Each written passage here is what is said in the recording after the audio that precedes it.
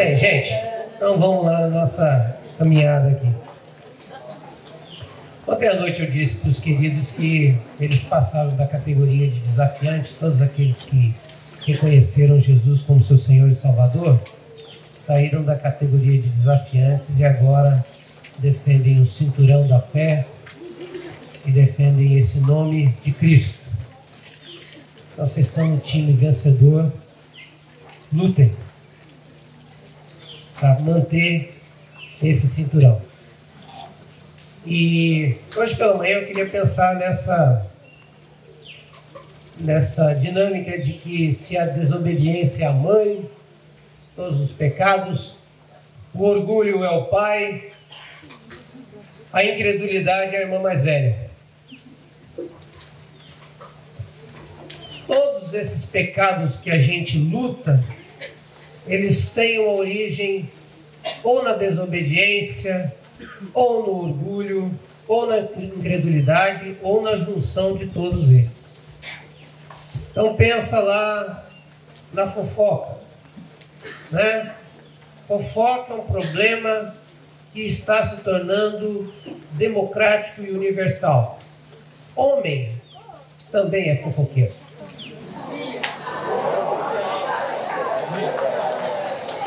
Tem algumas mulheres que estão lá. Querida, se você concorda que o homem é fofoqueiro, pode aplaudir. Deus abençoe.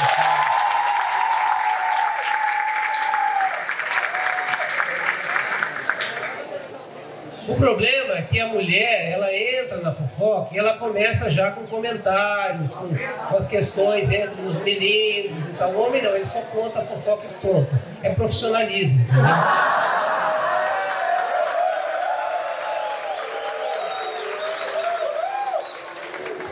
A mulher vai dizer assim: amiga, você não sabe o que aconteceu.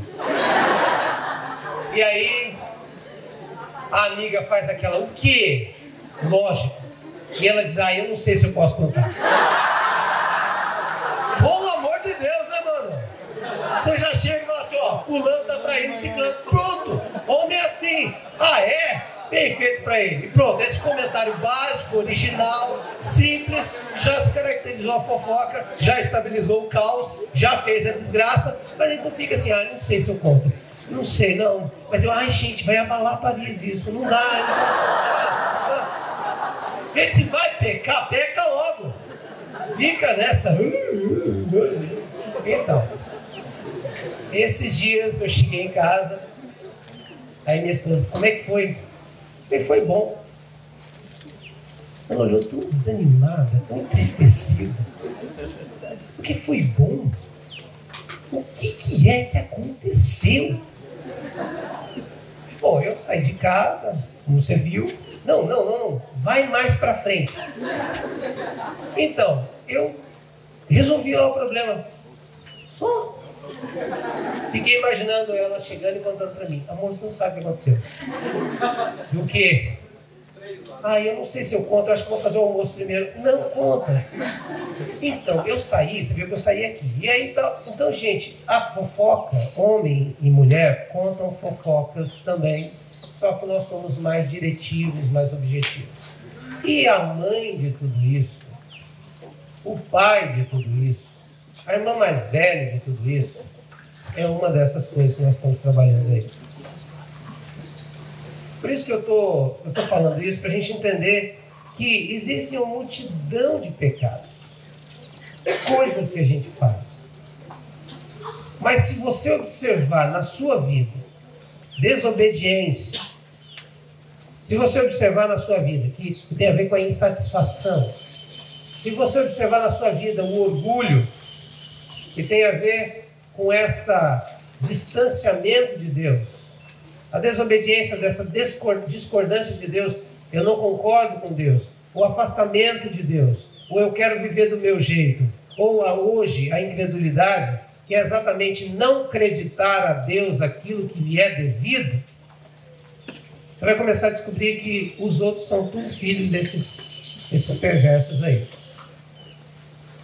Então, a incredulidade é exatamente um grande inimigo para a nossa felicidade, porque elas podem se materializar no começo da sua vida cristã, antes de você se converter, ou ela pode se materializar ao longo da sua vida cristã.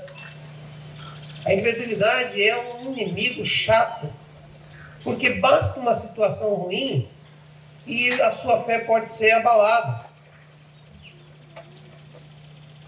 Basta uma circunstância interessante, uma tentação gostosa, porque tentação não é ruim, né? Um amigo meu lá de cima falou que tentação não é sorvete de piqui. Piqui é uma frutinha que está cheia de espinho, né? Assim, você não é tentado por comer jiló, se você gosta de comer, né? Você é tentado por coisas gostosas. E a sua fé é ameaçada nesse contexto. Porque você deixa de crer que Deus pode te satisfazer muito mais do que aquilo, ou você está numa situação difícil e você deixa de crer que Deus pode fazer aquilo, mas numa hora também de situação difícil, você pode não acreditar a Deus aquilo que Ele fez. E aí não tem vitória contra o pecado.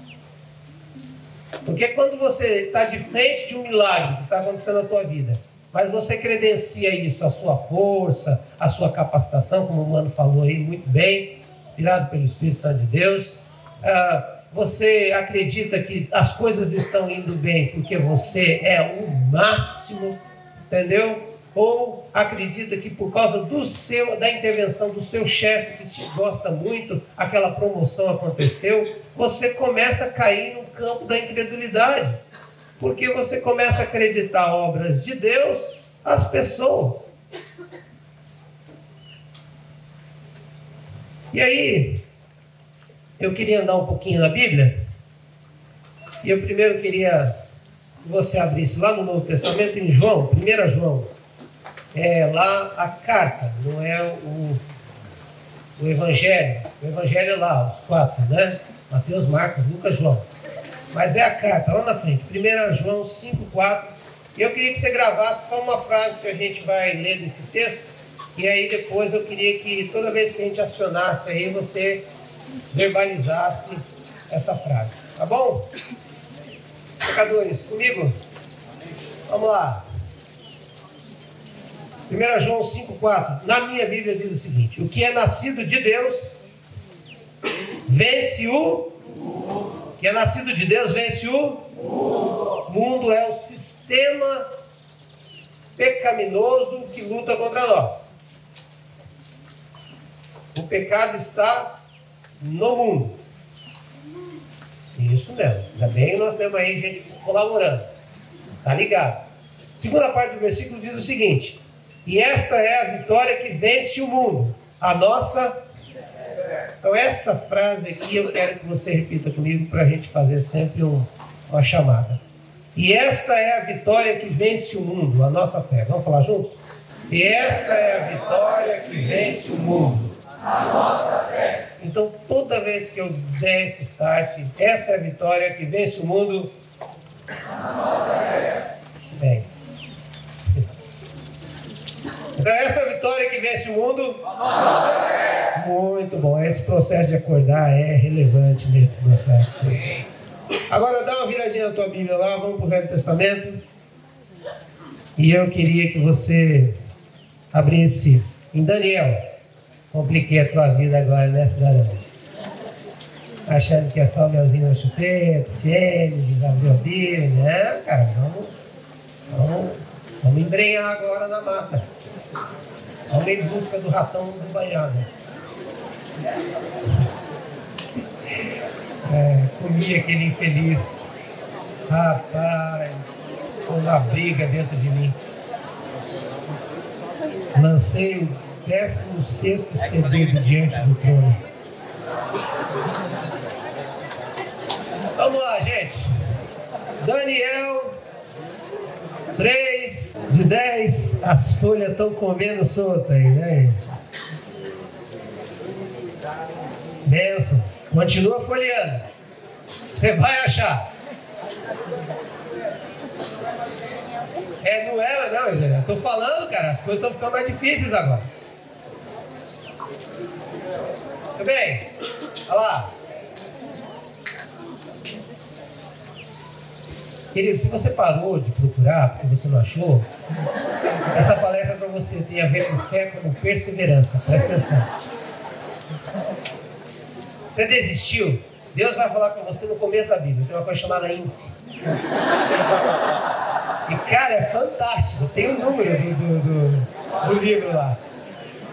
E aí você vai descobrir que a Bíblia é porque tem vários livros. E que alguns têm um nome parecido, mas não é esse que eu estou procurando. Você vai lá que você vai encontrar Daniel. E o bom de ser pregador é que você sabe o texto, daí você já procura antes. Já só marca na Bíblia, assim. Entendeu? Então vamos ler o texto lá de Daniel 3. Agora vamos lá. Bota óculos, tira óculos. Eu estou fazendo o curso lá com o Karate Kid 3. Tira óculos, bota óculos, tira óculos. Vamos ver o que isso vai me fortalecer. Bíceps, tríceps. Vamos lá então, Daniel 3:10 diz assim: Tu emitiste um decreto, ó rei, ordenando que todo aquele que ouvisse o som da trombeta, do pífaro, da cítara, da harpa, do saltério, da flauta, vou pegar um ar, dupla, e de todas as... Era uma banda isso aqui, cara. Rapaz... De toda espécie de música se prostrasse em terra e adorasse a imagem de ouro. E que todo aquele que não se prostrasse em terra e não adorasse seria tirado numa fornalha em chamas. Mas há alguns judeus que nomeaste para administrar a província da Babilônia, Sadraque, Mesaque e Abdenego, que não te dão ouvidos, ó rei. Não prestam culto aos teus deuses, nem adoram a imagem de ouro que mandaste erguer. Furioso, Nabucodonosor mandou chamar Sadraque, Mesaque e Abdenego, e assim que eles foram conduzidos à presença do rei, Nabucodonosor lhes disse: É verdade, Sadraque, Mesaque e Abdenego, que vocês não prestam culto aos meus deuses? Nem adoram a imagem de ouro que mandei erguer? Pois agora, quando vocês ouvirem o som da trombeta, do pífaro, da cítara, da harpa, do saltério e da flauta dupla, de toda espécie de música, se vocês se dispuserem a prostrar-se em terra e adorar a imagem que eu fiz, será melhor para vocês. Mas se não adorarem, serão imediatamente atirados na fornalha em chama. E que Deus poderá livrá-los das minhas mãos? Sadraque, Mesaque e Abdenego responderam ao rei: Ó Nabucodonosor, não precisamos defender-nos diante de ti. Se formos atirados na fornalha em chama, o Deus a quem prestamos culto pode livrar-nos, e ele nos livrará das tuas mãos, ó rei. Mas se ele não nos livrar, saiba, ó rei, que não prestaremos culto aos teus deuses, nem adoraremos a imagem de ouro que mandaste erguer.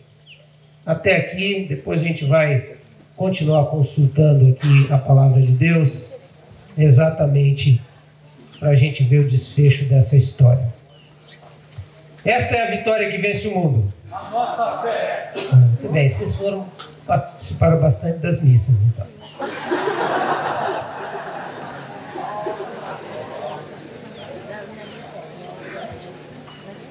O texto aqui conta a história desses moços que são amigos de Daniel e que foram cativos para a Babilônia, exatamente porque o esquema da Babilônia não era invadir um local e povoar um local, era invadir o local, tirar a sua liderança e deixar todo mundo lá, trazer essa liderança e mandar os guardas, e eles trabalhavam na sua terra e mandavam as riquezas para a Babilônia.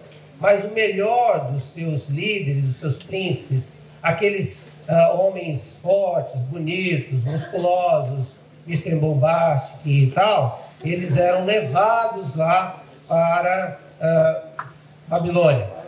E ao chegar na Babilônia, eles tinham que receber toda a educação da cultura babilônica, dos seus deuses, da astrologia, de todos o conhecimento babilônico. E vocês conhecem a história. Daniel e os seus amigos chegam lá e a primeira coisa que eles encontram é uma maneira de viver totalmente diferente da maneira que eles viviam no seu país lá. E eles prontamente se posicionam como servos de Deus.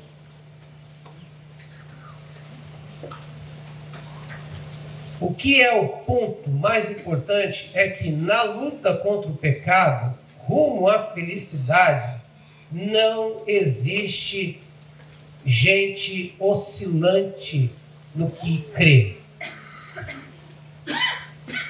Se você não tem convicções do que você crê, você está fazendo um desfavor ao reino de Deus, porque toda vez que for acionada a sua fé, ela vai falhar. E aí, os pontos da glória vão ser dadas ao inimigo e ao mundo. Porque se esta é a vitória que vence o mundo, se não há fé, a vitória vai para o mundo. Então a incredulidade é o grande inimigo, porque ela coloca uma posição para o mundo que ele não tem. Ele é derrotado de todas as formas. O sistema mundano é derrotado. Por quê? Porque a nossa fé faz com que a gente vá além do que o mundo nos diz. Olha, o mundo está dizendo isso, mas eu, como cristão, entendo e assumo essa posição. Eu creio nisso e ponto. E foi isso que esses homens fizeram. E aí o bicho pegou. Lógico. Você quer viver uma vida na adrenalina? Se posiciona ao lado de Cristo. Posiciona. O bicho vai pegar. Vai ser fight, mano. Agora, se essa moçada chegasse lá na Babilônia e a moçada falasse, ó, é o seguinte, vocês aí, moço, chega aí, negócio seguinte, aqui a comida é assim, padrão, maravilhosa, entendeu? Aqui tem um leitãozinho, a pururuca, e aí quando os caras viram aquele leitão, aquela maçãzinha na boca, maçã, leitão, tudo pecado. Ah, tudo gordura, tudo mal, tudo do demon. Rapaz, eu tenho que me aculturar. Para o judeu, a carne do porco era uma carne que estava contra as leis. E leis foram feitas para serem então nós não podemos. O que mais que tem para comer? Aí tem lá uma iguaria que eles, antes de comer, eles entregavam aos deuses. Qualquer deus que você achava. Não posso comer. E não podemos comer nada que tem aqui. Começou aí. Mas vamos pular a história lá para frente. Aí essa moçada conviveu com isso. Deus deu vitória. Eles comeram só verdura, fruta, diet shake e tal, essas coisas. E aí, 10 dias depois, tão bonitão, saradão, pelinha lisa. Usaram Cronos 20 e tal. Então ficaram lindão. E aí eu falei, oh, que legal, essa dieta aí é muito boa e tal. E daí o pessoal lançou isso no mundo. Tá? Mas depois chega um momento que os caras de olho neles, o sistema mudando, o mundo começou a dizer, não, nós temos que quebrar esses caras estão se destacando aí. É o seguinte, ó, rei, Nabucodonosor, vamos fazer uma estátua, o pessoal adorar. Entendeu? Porque o senhor é um baita do rei, eu acho que a tua presença, tu é Deus. Tu é Deus que eu sei. E então o negócio é o seguinte, vamos adorar o senhor.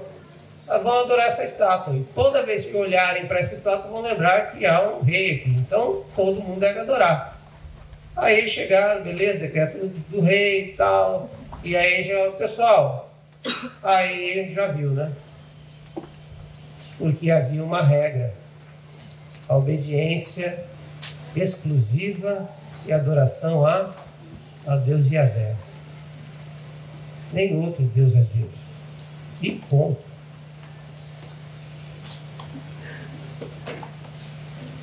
Aí os caras falaram, tem uns caras aí que não faz isso, entendeu? Blá, blá, blá. Daí ele falou, chama um outro moçada aqui que eu vou falar para eles. Vou dar um lero com eles aqui, bater um papo, entendeu? Chama no gabinete da presidência, todo mundo se derrete. Entendeu? O cara está lá no chão de fábrica dizendo, não, eu sou contra isso, tá, mas se chama o presidente, ar-condicionado, dá uma aguinha com gás para ele. Ele nem bebe água com gás, mas bebe por causa que o presidente está dando. Pois é, presidente, é verdade, não, eu não vou fazer mais isso, eu acho que está certo, eu que estou errado. Não, chamaram os caras, não. Nosso negócio aqui, rei, é que nós somos extremamente submissos à autoridade. Claro que não está no texto. Eu estava lá na cena, eu vi essas coisas aqui que o rapaz não viu. Aí o negócio é o seguinte, nós respondemos a autoridade. Nessa hora, gente, vocês não fazem ideia. O Nabucodonosor abriu um sorrisão, falou, rapaz, você me pôr com um problema diplomático, entende? Sabe? Então eu não vou matar vocês, então fica mais fácil. Ele falou assim, sim, nós entendemos a autoridade. Nós tememos ao Deus Todo-Poderoso, Yahvé, e o senhor fica em segundo plano. Não, a casa caiu. O quê? Eu quero ver. Aí sim que foi que o cara aqui da Bíblia escreveu essa frase. Eu quero ver Deus que vai livrar vocês. Ele não anotou essa outra conversa paralela que só eu estava, porque eu peguei um furo de reportagem, entendeu? E aí, essa frase sai. Eu quero ver o Deus que vai libertar vocês. Mas olha, nessa hora, mano, nessa hora, só coragem de corintiano mesmo para ficar no negócio. É louco, mano. Eu tô fazendo moral com eles por causa do Tigre receber uma ameaça de morte. Jogaram uma pedra na minha janela. Tinha um recadinho assim: você não sabe quem é nós. Então nós pode matar você. E Deus revelou que eram os manos.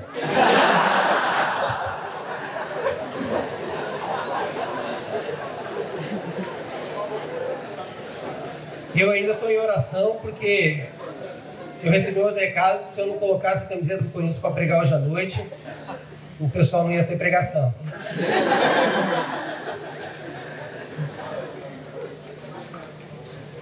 Eu estou considerando a hipótese. Acho que assim, eu preciso ter mais humildade. Eu preguei ontem à noite, eu preciso amar os irmãos. Mas voltando aqui, você precisa de coragem. E aí, olha só o que acontece. A gente aprende aqui nessa história a respeito de fé. E ontem à noite, os que tomaram a decisão ao lado de Cristo, que reconheceram que precisavam de Jesus, assim como todos nós, e entregaram sua vida a Cristo, disseram, Senhor, aceita a gente. Vocês entraram num nível de fé chamada convicção. A fé é o firme fundamento.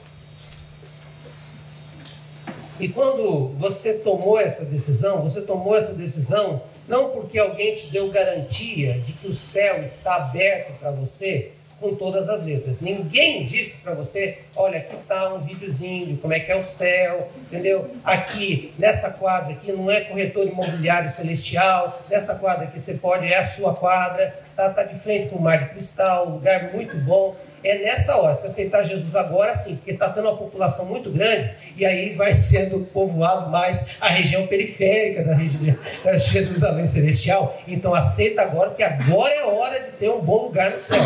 Entendeu?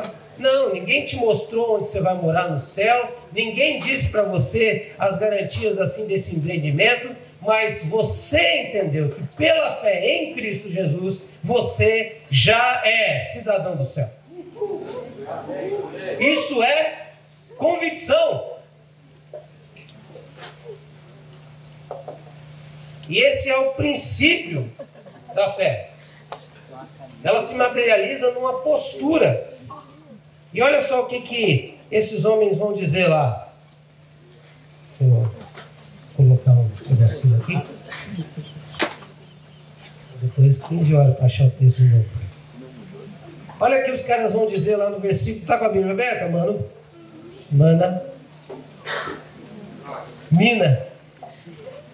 As minas piram com Daniel. Né? Daniel 3, 15. Aliás, 17. 17. Se formos atirados na fornalha em chamas, o Deus a quem prestamos culto pode livrar-nos. Na sua tradução, esse aqui é NVI. Quem tem a tradução J. Ferreira de Almeida, Gospel 1967, com direção hidráulica, você tem? Diz isso?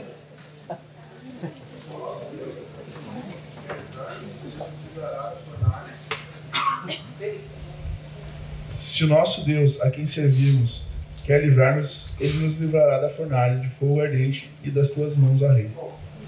Se Ele quer, Ele pode. Essa é a convicção.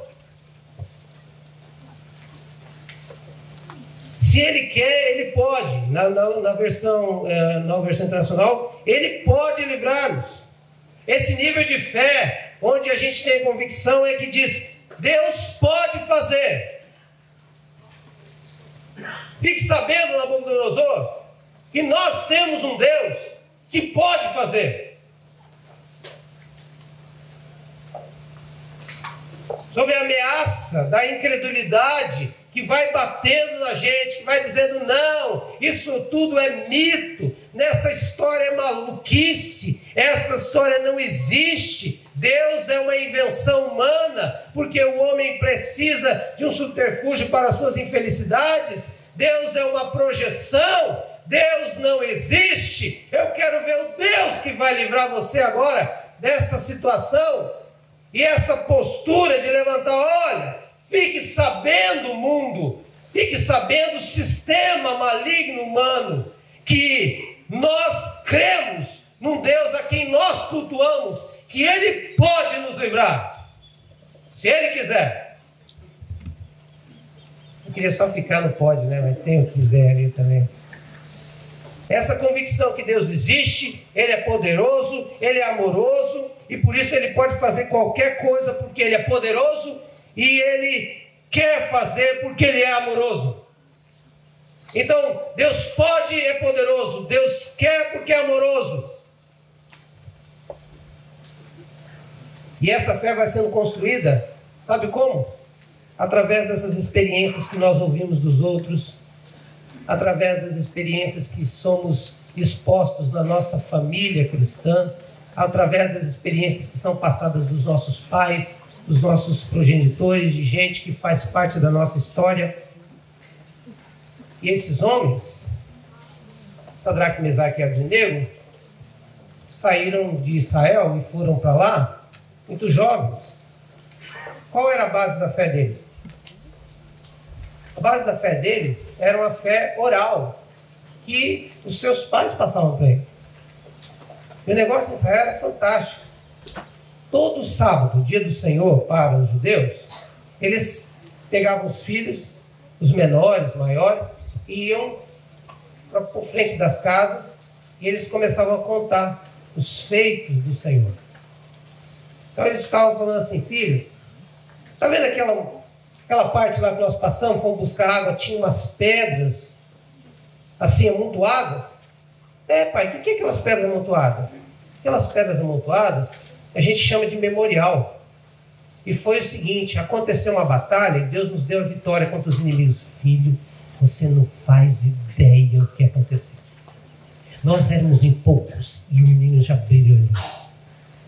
E de repente Deus mandou um negócio louco, artilharia pesada celestial, foi filmando, queimou tudo, os caras morreram, e os nossos soldados ainda pegaram os despojos deles. E olha, fantástico, meu filho, esse é o nosso Deus, filhinho. Uau! E era assim que eles estavam passando o legado de fé, porque o pai falava assim: meu filho, vamos orar porque lavoura não deu certo, nós estamos sem comer, Deus tem que mandar uma ação para nós aí, milagrosa. E Deus mandava, e o que eles faziam? Opa, sinal do poder da presença de Deus na nossa vida. Papai disse que Deus nos deu isso.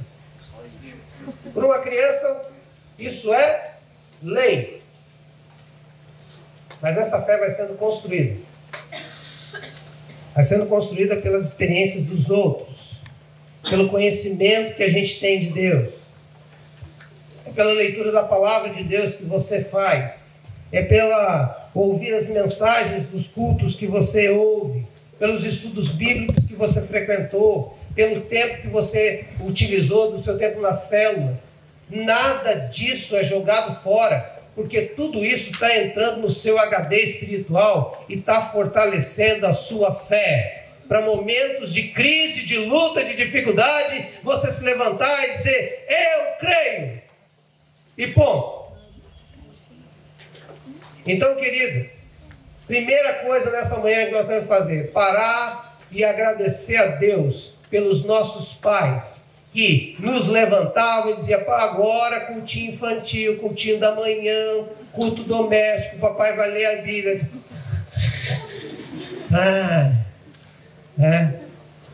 A Oma faz isso com a gente. Não, mas o papai que vai fazer.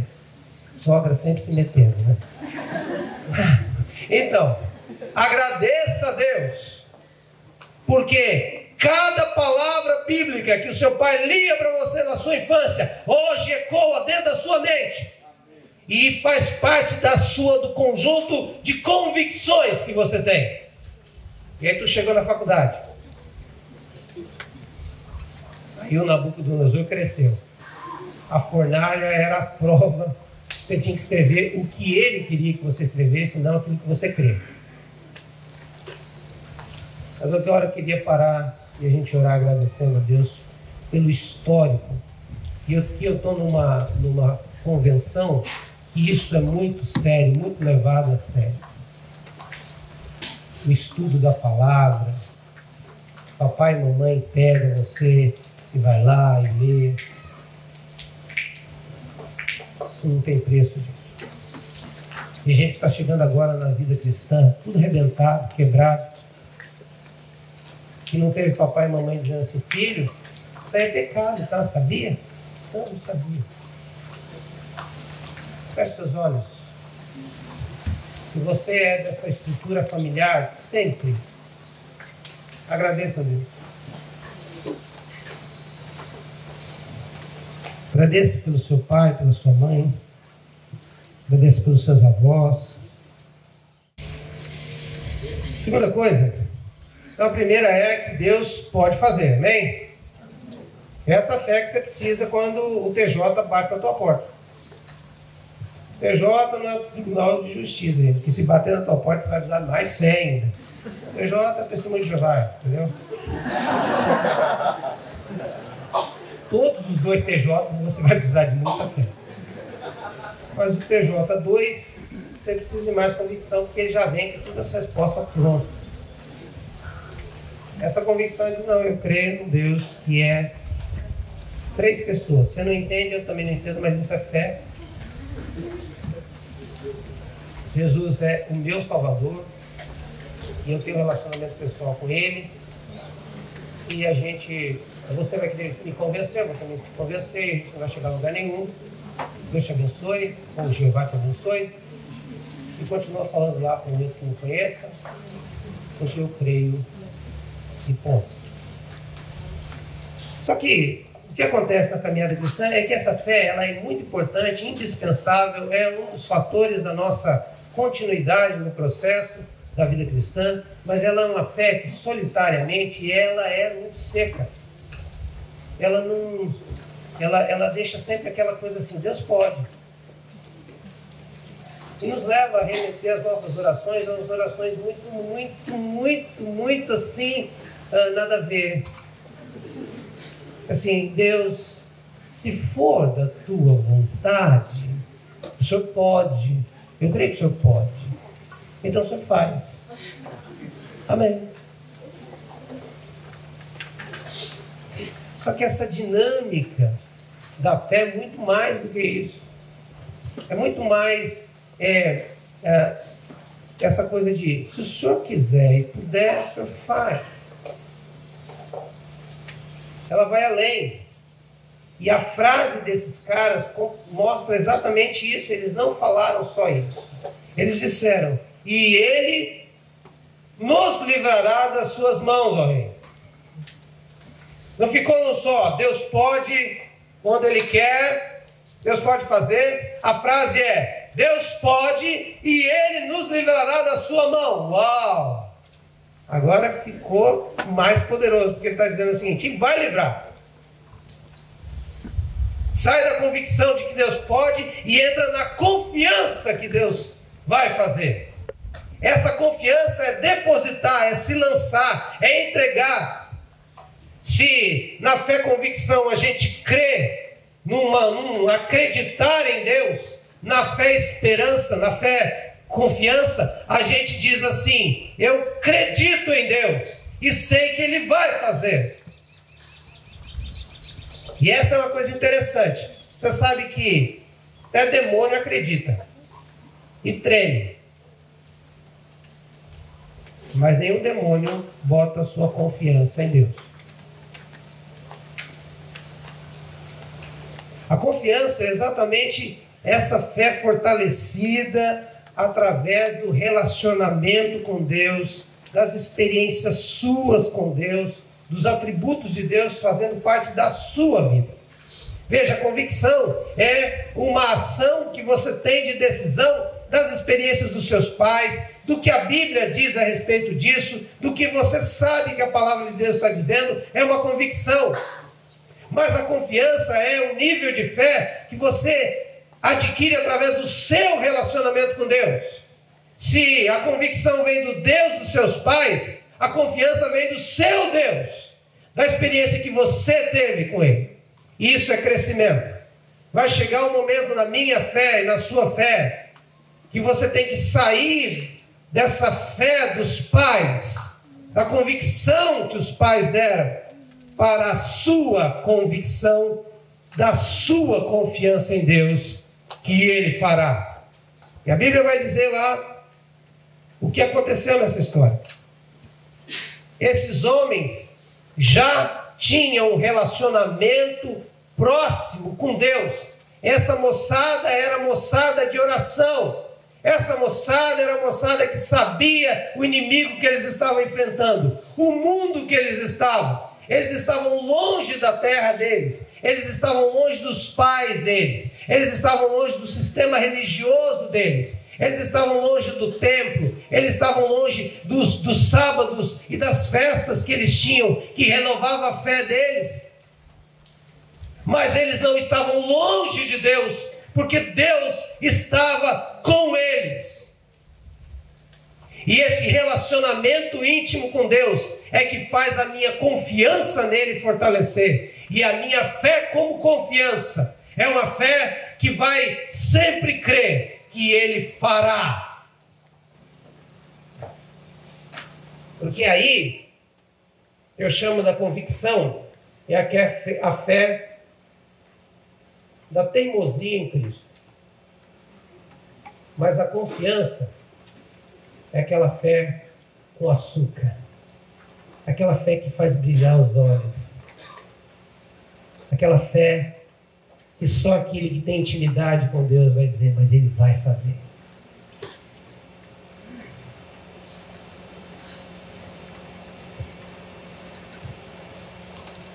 É uma pessoa que tem passado por uma experiência fantástica desses níveis de fé na nossa igreja. A Inês é uma mulher de 47 anos que, de tantas buscas e procuras pela felicidade, um dia falou: chega, eu não quero mais procurar em lugar nenhum. Espiritismo, baixo, alto, médio, né? E aí ela foi com uma amiga na nossa igreja, chegou lá, ela abraçou a fé em Cristo. Disse: eu quero isso para mim. Chorava copiosamente, toda aquela coisa gostosa da conversão. E ali nasceu essa fé, convicção. Não, eu quero isso para mim. É esse Deus que eu quero. E a gente acha que a fé fica ali, nessa convicção. Mas semanas depois, elas estavam no veículo, e esse veículo sofreu um grave acidente, porque o companheiro que ela estava era uma pessoa que começou a frequentar a igreja com ela, e ele tinha 47 anos no envolvimento com entidades. E ele dizia para mim, pastor, eu estou aqui, mas eu estou assim, eu estou querendo ver se funciona esse negócio, porque eu estou aqui com a entidade do meu lado. E o cara estava com a cadeira vazia, cara. Falei, olha só, meu, que descarado desse Satanás, cara. Além de vir na igreja, ainda ocupa o espaço dos outros ainda. Estou com a entidade aqui, ela está assim, dizendo para mim que não deu para ficar aqui não. Então eu estou aqui tentando ver se esse negócio funciona mesmo e tal. Para afrontar mesmo, né? Você imagina você pronto para pregar, o cara fala que a entidade está do lado dele. Aí você sobe no fundo e fala assim, meu Deus do céu, rapaz, dá vontade de falar, sai, capeta! Esse lugar é da irmã Maria.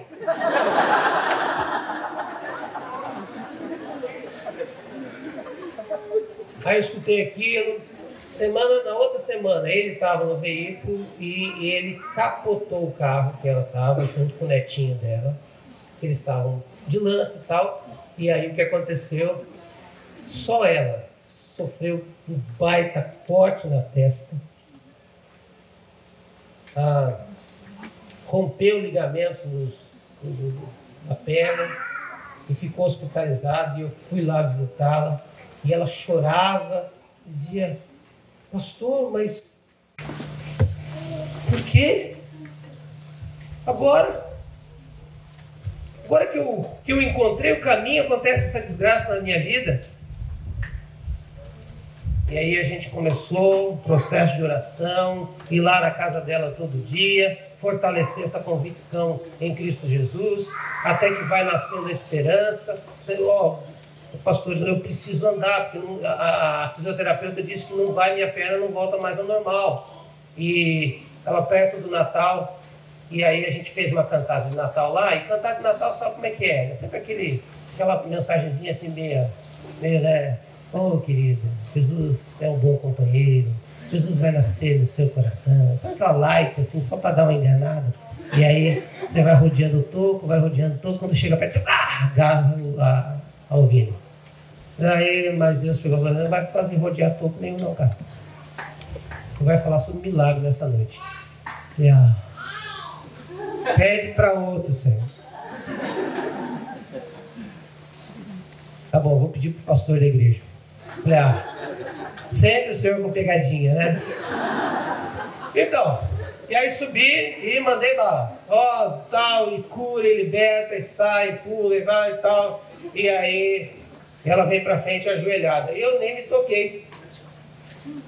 Chorando e tal. E ela estava tudo apagado, eu sem óculos ainda, meu Deus. Ajoelhou, tem que orar mesmo. E aí, depois ela falou, pastor, você percebeu? Sabe quando o pastor tem que fazer aquela cara de... Que nem quando o irmão pergunta para você, pastor, o senhor lembra de mim? Aí ele fala assim, não lembrei nem do compromisso com a minha esposa, meu irmão, não vou lembrar de você, você é o famoso... E aí ela disse, você lembra, pastor, que eu não estava... Falei, meu Deus, um milagre! Pastor assustado com milagre, pós-modernidade. Pastor, eu orei, eu falei, Senhor, eu não quero mais isso, eu creio que o Senhor pode fazer.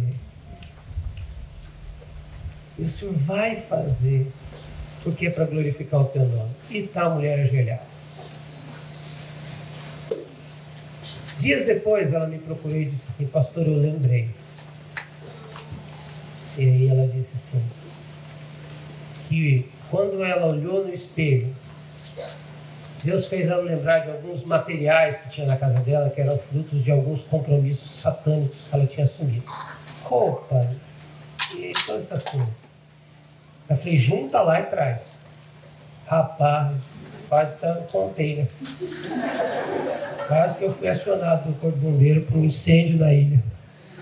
Botei fogo naquele negócio e tal, e aí eu falei, vamos orar, porque se Deus revelar mais alguma coisa e tal.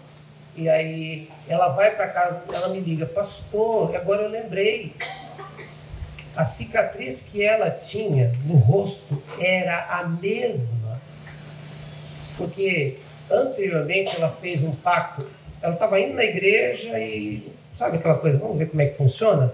Foi ao centro e fez um trabalho.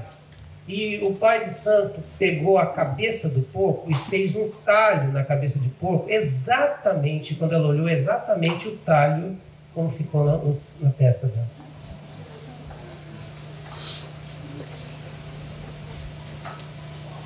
Mas sabe qual que é a vitória que vence o mundo? Ela olhou para aquilo e ela disse assim: eu não tenho mais nenhum pacto, porque o meu Deus agora é o Senhor Jesus.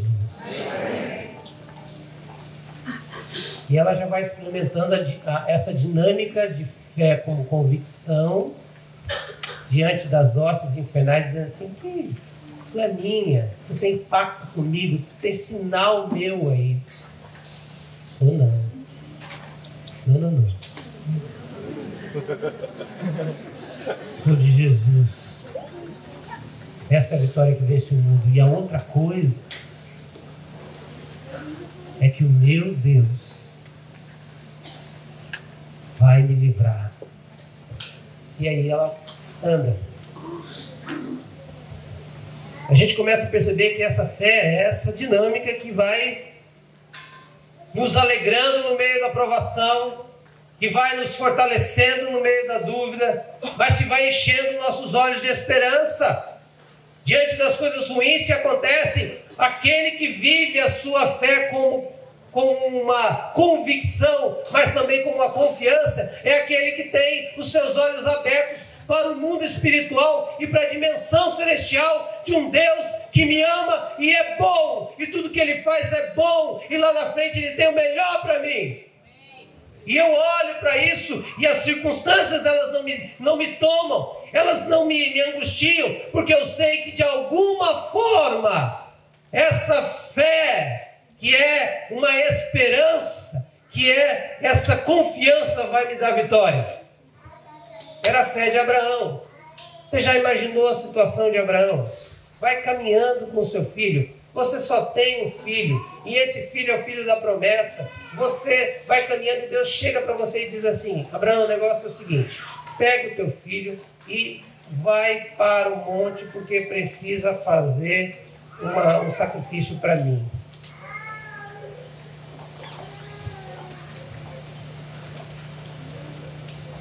E aí você imagina as dúvidas na cabeça de Abraão. Mas a promessa não era que da minha descendência teria uma grande nação? E como é que esse negócio agora? Eu mato esse menino, cava a descendência. Tem alguma coisa errada no reino da Dinamarca. Deus, está tudo bem aí? O senhor não está muito estressado? Muito trabalho, sabe? Como é que é? Tal, todos esses pedidos e tal. A humanidade já tem um número grande já de pessoas. Não como vai ter em 2012. Principalmente na China, né, Deus? Então, mas o senhor sabe o que faz, né? Sim. Então eu vou fazer. E há uma expressão bíblica que a fé de Abraão era uma convicção de que Deus é, mas era uma convicção também formada também de confiança, porque ele acreditava que se matasse seu filho, Deus poderia ressuscitá-lo. E se não ressuscitá-lo, ele traria uma outra descendência de outra forma, porque ele é Deus, porque a promessa dele não volta vazia. Ele faz o que ele promete. É a mesma dimensão de Jó, quando ele vai dizer: nenhum dos teus planos são frustrados. Eu espero no Senhor. Os nossos olhos começam a contemplar uma dimensão maior, e na luta contra o pecado, a gente vence a incredulidade exatamente colocando os nossos olhos em Deus e confiando que Ele é totalmente bom e totalmente poderoso, e aquilo que Ele diz, Ele não é homem para mentir, e nem filho do homem para se arrepender. E aí eu desfruto dessa esperança. O mundo vai dizer: não aconteceu. E você vai dizer: ainda.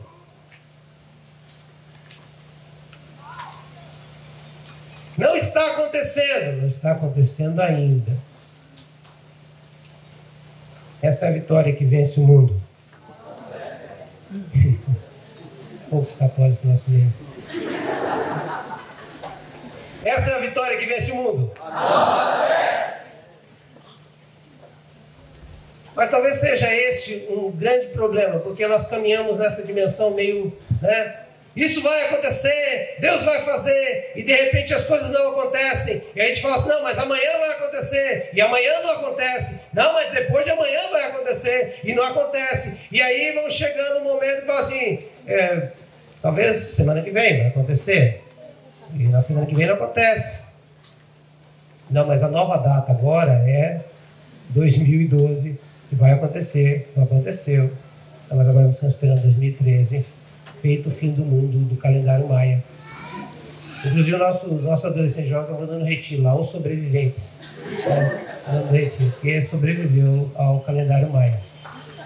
E não acontece. E aí a nossa fé vence o mundo.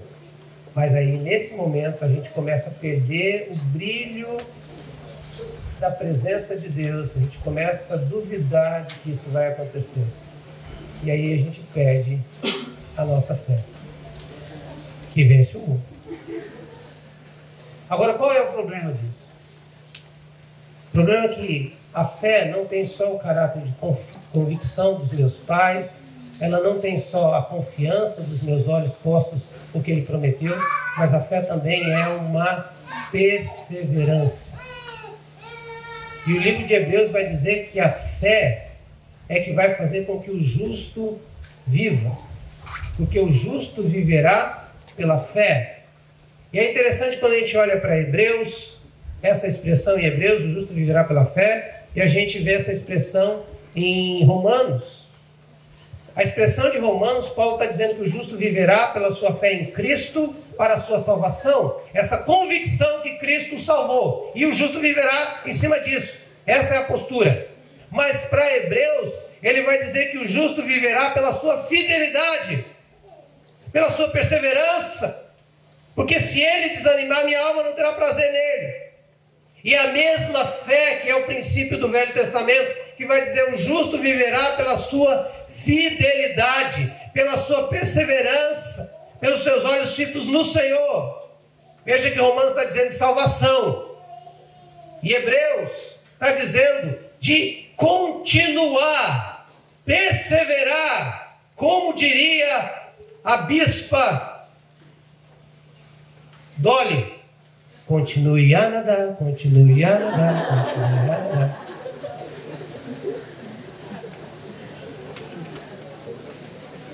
A perseverança vai dizer exatamente Daniel 3,18, mas se Ele não nos livrar, a minha fé não está firmada no Senhor pelas coisas que Ele me faz, mas sim nele. Então, se não acontecer nada do que eu imaginava que iria acontecer, a minha fé está firmada no Senhor. A minha fé e o meu amor estão firmados no Senhor. Eles estão firmados no Senhor. Esse Senhor ressuscita-me. Cadê o nosso irmão cantando essa música? Maravilhoso, meu irmão. Deus abençoe. Faltou o culto porque foi assim, bom. Tem um irmão meu que lá da igreja que tem um problema de cálculo renal, a gente ligou que essa música é para ele. Renove a minha pedra.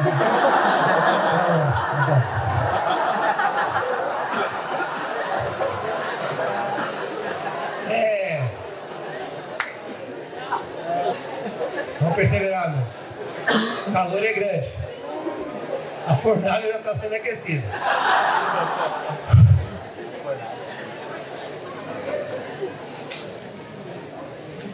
Começar a pegar tudo, vocês só passam por essas partes. Perseverança é essa postura diante não das coisas, mas da soberania de Deus. Deus é, e ponto. Se ele não fez é porque ele não quis, mas eu continuo crendo nele. É essa fé que a gente tem para continuar perseverando e dizendo, não, isso não muda nada no quadro. Deus continua sendo Deus. Ele não foi inabalado, não foi abalado por causa disso, porque ele é inabalável. Aliás, você que vive na fé inabalada, cuidado, hein? Fé inabalada não faz certo. Ou é fé ou é balada. Você tem que se posicionar. Fé inabalada não existe no cristão. E aliás, esse é o grande problema. A gente quer ainda viver o sistema do mundo e quer vencer o mundo vivendo e convivendo e participando do sistema do mundo. Você perdeu, Playboy. Você já está abraçadinho com ele, dançando um universitário. Tchererê, tchererê para você. Mas depois eu vou mostrar um universitário gospel quando o Alex liberar. Eu vou mostrar para vocês um gospel muito bom e quase parecido também. O sistema do mundo vai dizer para você, essa fé que você vive é um contexto bobo, não precisa. Você não precisa de Deus, você pode viver sem Ele, você mesmo pode viver, divirta, curta a vida, faça o que você precisa fazer, o que você gosta de fazer. E a fé que vence o mundo é a nossa fé, porque ela vai dizer assim, não, existe um Deus que me ama, e Ele tem o melhor para mim, e tudo que Ele faz é bom, e eu preciso viver nas suas regras, porque quando eu vivo nas regras eu continuo andando em direção à felicidade. Eu preciso depender dEle, porque solitariamente eu vou me perder. E eu preciso me submeter à cruz dEle, porque na cruz dEle há vida para mim. E esse sistema que você está me oferecendo não dá para viver. Porque eu perco a minha vida. Porque eu negocio os meus valores. E eu me torno incrédulo porque eu não creio que Deus faz, nem creio que Ele vai fazer. E se Ele não fizer, eu esqueço dele. Aliás, este é o nível de fé como perseverança. E se a igreja brasileira passar na peneira, mas muita gente fica. Essa fé que diz assim, eu determino e pronto, acabou. Se não acontecer, tudo de mal de Deus. Para mim, essa fé é a fé daquele pirralhinho de 3 anos. Você leva ele no shopping, você chega no shopping, ele começa a dizer, dá isso, dá isso. Não, não posso dar agora. Não vai. Você não é meu pai. Então olha só o que eu vou fazer aqui.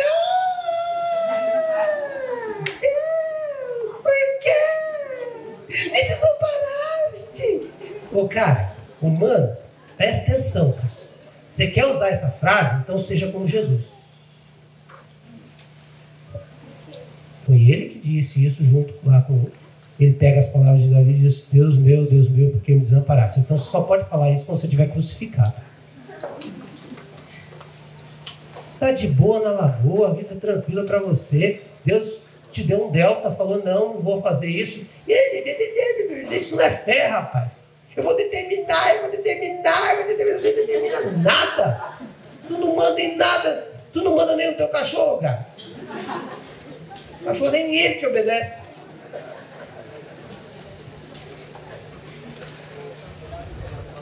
Você precisa aprender, eu preciso aprender sobre a soberania de Deus, porque Ele é Deus, continua sendo Deus, e se Ele não me livrar, fique sabendo que nós não prostraremos diante de imagem que você ergueu. E aí ele fala, então agora vamos ver. Pessoal aí do setor, bota a fornalha para queimar.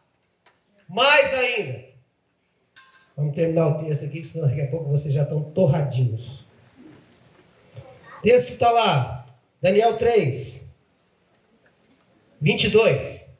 A ordem do rei era urgente e a fornalha estava tão quente que as chamas mataram os soldados que levaram Sadraque, Mesaque e Abednego.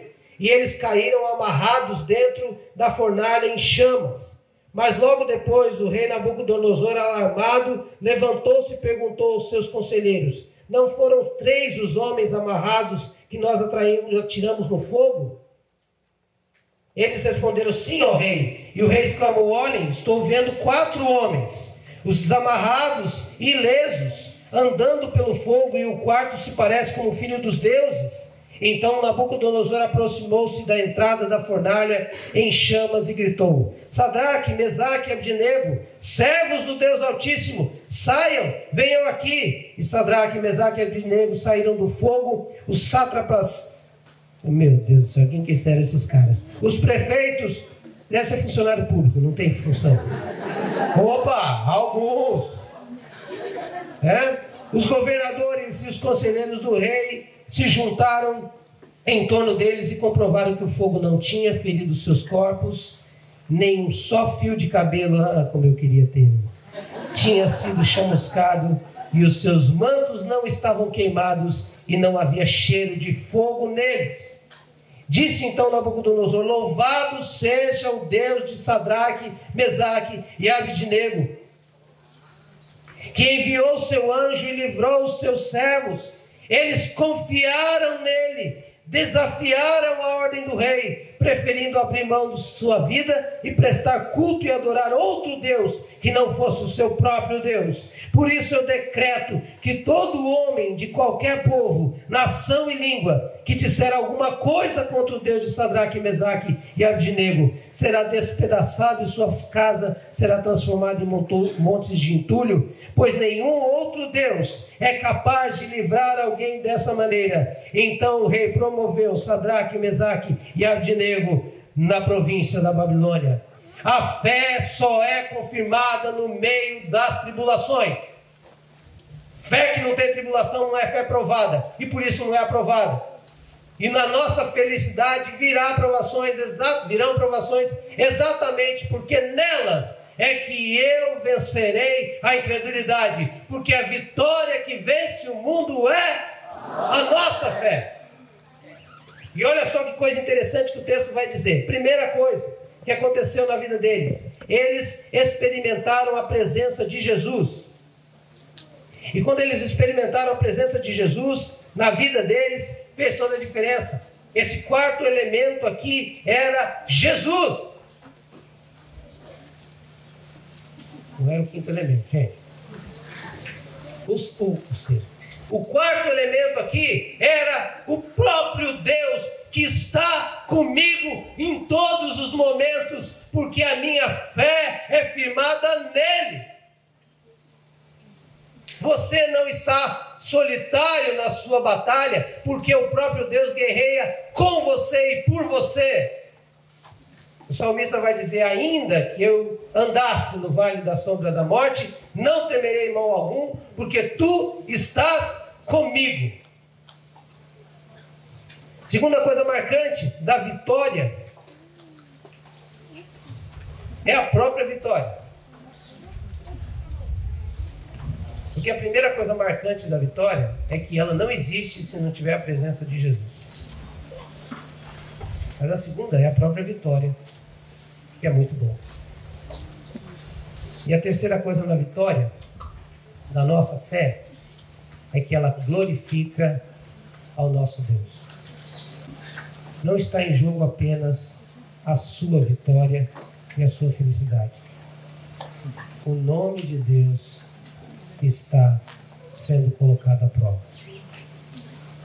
Sabe o que eu acho fantástico?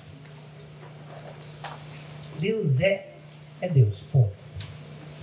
Porque só Deus poderia lançar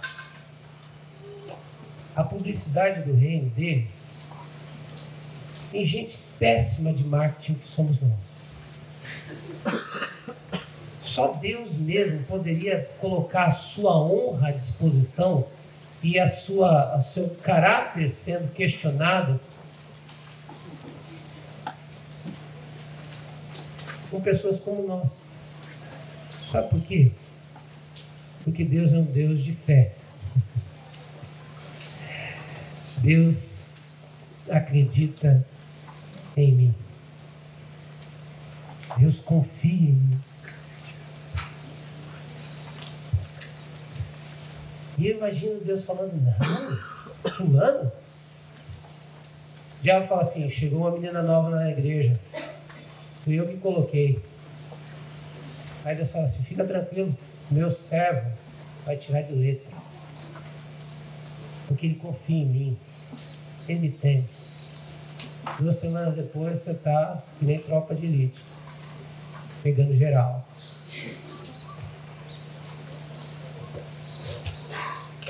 Mas Deus continua acreditando em você. Aí você chora, me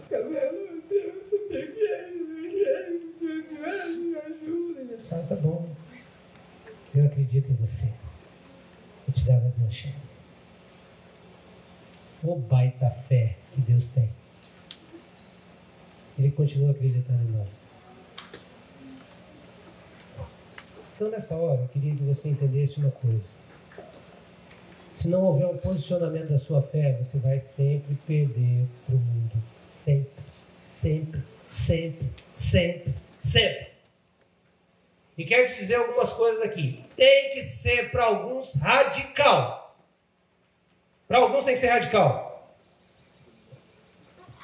Pensa no que é o ponto que você sempre é derrotado. De retiro em retiro, de eternidade em eternidade, você peca. Você sai do retiro e fala assim, Deus, nunca mais eu vou naquela rodada de cerveja, porque quando eu vejo aquela amarga, eu me detono. Eu não quero entrar aqui no caso, se você bebe social, se você bebe em particular, se você bebe global, sei lá o que você faz. Mas eu sei que muita gente você não sabe se é alcoólatra ou não. Até você mandar o primeiro. Talvez a sua área seja a área de algum vício diferente desse. Talvez a sua área seja a área sexual, talvez a sua área seja a área do dinheiro. Porque não é porque eu sou pobre que eu não sou ganancioso. Você pensa que é só rico que é ganancioso? Não, o pobre também é. O problema é que o pobre tem dupla desgraça. O rico pelo menos é ganancioso, mas tem. O pobre nem tem e ainda quer ter. O rico está um pouquinho mais na frente, na disparada para chegar no inferno, mas você está indo atrás. Eu não sei o que é a sua área que você precisa se posicionar na sua fé. Mas enquanto isso não acontecer, não tem combate a nenhum outros ídolos. E não existe combate a nenhum outro inimigo, porque você já foi vencido pelos bambambãs que detonam a gente sempre. O orgulho, a desobediência ou a incredulidade. E ser incrédulo, o conceito que eu estou querendo passar aqui em nome de Jesus é que ser incrédulo é aquele que não se posiciona. Porque você está dizendo exatamente o seguinte: só se posiciona quem crê. Enquanto os seus amigos tiverem um poder de persuasão sobre você, no que você vai sair, para onde você vai festar e onde você vai curtir a sua vida, essa vitória que vence o mundo é a sua fé. E ela não está firmada naquilo que são os seus conceitos e os seus princípios. Experimenta. Fala para ele, não vou sair não. Por quê? Não vou sair porque o que eu faço lá não agrada nem a mim nem a Deus. Começou a batalha de titãs. Hein? Não acredito. Cara, eu sempre achei você um cara descolado, eu sempre achei você um cara assim, até um crente, nada chato, né? Que nem os eco-chatos, os crentes chatos. Sempre achei você um cara cabeça aberta, e agora você vem com esse papo?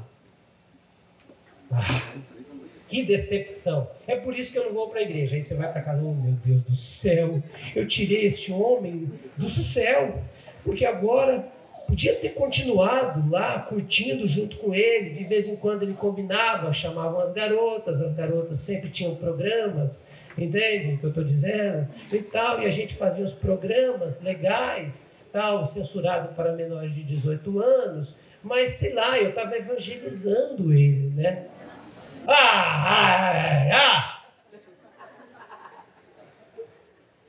Não existe balada evangelística. Não existe namoro evangelístico. essa menina é tão bonita, não pode ir para o inferno. Eu preciso ganhar essa menina para Jesus. Vou salvar essa alma e esse corpo. Ah, Senhor, salva a alma, mas deixa o corpo que eu salvo. Ah, sai pra lá, rapaz.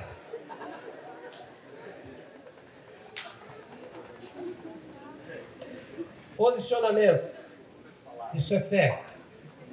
É a vitória que vence o mundo. Convicção, confiança e perseverança. Que nível de fé você está? Ih, pastor, nem matriculei ainda na escola. Vamos matricular agora. Feche seus olhos para orar com você, porque senão daqui a pouco o Alex vai dar uma de Nabucodonosor comigo. Que nível de fé você está? Então, querido, na boa, muito legal. Só que esse negócio de ficar na igreja perdendo tempo, vou ser bem sincero com você, talvez alguns aqui vão até se escandalizar do que eu vou dizer, mas tem gente que está perdendo tempo, porque você não está curtindo nem Deus e nem o mundo.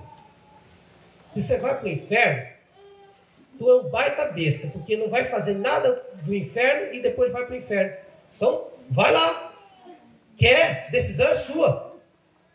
Então, para com esse papo de estar lá na igreja, pois é, mas o mundo está dentro de você. Cai fora, rapaz. Então vai pecar, já pega logo uma AIDS, não toma nenhum coquetel, morre logo. Vai morrer, já quer morrer, então entrega a alma pro capeta.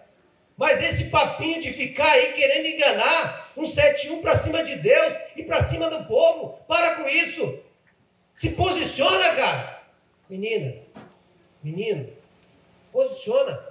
Você vai ver a adrenalina que vai ser. Aí sim você vai desfrutar das coisas que vêm de Deus. Você quer ver milagre acontecendo na sua vida? Posiciona. Tem que ser radical naquilo que é radical em você.